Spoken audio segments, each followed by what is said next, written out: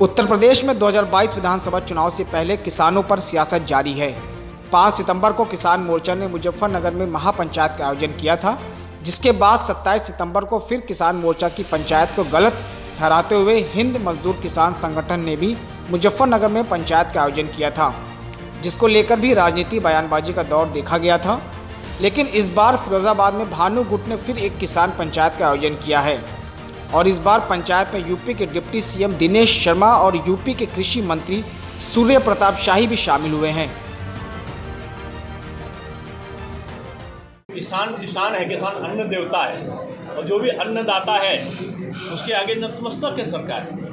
जो भी अन्नदाता है उसको मान के केंद्र और प्रदेश दोनों सरकार काम कर रही है। हम कोई ना तो किसी में हम विग्रह करने के लिए कहीं जाते हैं, ना ही कहीं हम किसी को, हम तो जोड़ने वाले लोग हैं। तोड़ने का काम विपक्ष कर रहा है और विपक्ष दुष्प्रचार में लगा हुआ है। मुझे खुशी है कि किसान स्वयं उठकर आया है। जो किसान है, जो लोग भी हैं, राजनीति किसान का भेष धर के राजनीति ना करें। अगर राजनीति करना है तो अपने सिंबल पर आकर आए। पिछली बार चुनाव लड़ा था, पिछली बार लोगों ने चुनाव लड़ा था, चुनाव के परिणाम भी सबको पता है। तो मेरा यही अनुरोध है कि जो राजनीतिक दल हैं वो किसी को मोहरा बनाने से का षड्यंत्र कर रहे हैं, उससे लोगों को बचना चाहिए। और राजनीतिक दलों को भी मैं सलाह दूंगा कि जो सरकार की अच्छी नीतियां हैं उनको समर्थन करना चाहिए। पिछले 10 महीनों से किसान आंदोलन चल रहा है, लेकिन बीजेपी का कोई बड़ा नेता या मंत्री आंदोलनकारी किसानों के बीच नहीं पहुंचा। और जब फिरोजाबाद में भानु गुट की पंचायत हुई तो वहां डिप्टी सीएम से लेकर यूपी के कृषि मंत्री तक किसान पंचायत में शामिल होने पहुंच गए। वो बात अलग है कि पश्चिमी यूपी के कई गांव में बीजेपी मंत्रियों और किसान नेताओं को बेइज्जत होकर वापस आना पड़ा है। दिल्ली में आंदोलन चल रहा था, वहाँ से जो है कुछ लोग को प्रशासन ने दबाव बना, कुछ लोग वहाँ से भाग के आए या किसी प्रलोभन में आए। आज तो वो सिद्ध हो चुका है हिमालय में, जो फिरोजाबाद में है। और माननीय मुख्यमंत्री या कोई भी मंत्री सरकार के किसानों के बीच में आने चाहिए, संवाद होना चाहिए। लेकिन उस वो संवाद ही संवाद होता रहेगा या कुछ काम भी होगा। और ठाकुर भानु प्रताप जी तो ऐसी कौम से आते हैं जिस कौम का, राजपूताना कौम का पूरा इतिहास गौरव से भरा हुआ है। और उन्होंने पीठ दिखा के भाग के जो है उस मोर्चे से किसान को कलंकित करने का, उसका कौम बहादुर कौम का, अपने पूर्वजों को कलंकित करने का काम किया। हमें नहीं पता क्या कारण हो सकता है। शायद पीछे कुछ दिनों पहले बोल रहे थे उनके लड़के पे 3 करोड़ कर्ज है। क्या वो कर्ज चुकता हो गया या क्या मिठाई खाई है उन्होंने?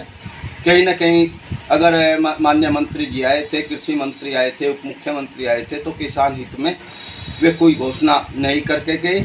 वे खाली जो है उन पे जो उन्होंने सरकार से कुछ व्यक्तिगत सहयोग लिया होगा, केवल वो उसे दर्शाने आए थे। भारतीय किसान भानु की मांग है कि किसान आयोग का गठन किया जाए और 75 साल के किसान विरोधी कर जाए, वो माफ किए जाए, क्षेत्र की सड़कें कंप्लीट की जाए। और हाथरस ब्रांच में 20 साल से पानी नहीं आता है, हाथरस ब्रांच के सभी अधिकारियों को निलंबित करके और दोबारा व्यवस्था करके टूडला तहसील, जलेसर तहसील और आपकी ये जो उरपाद, फिरोजाबाद और आपके आगरा और आपके एटा के बहने हैं, माननीय मुख्यमंत्री से मांग करके उनको चलवाया जाए, किसानों के क्षेत्र का खारा पानी।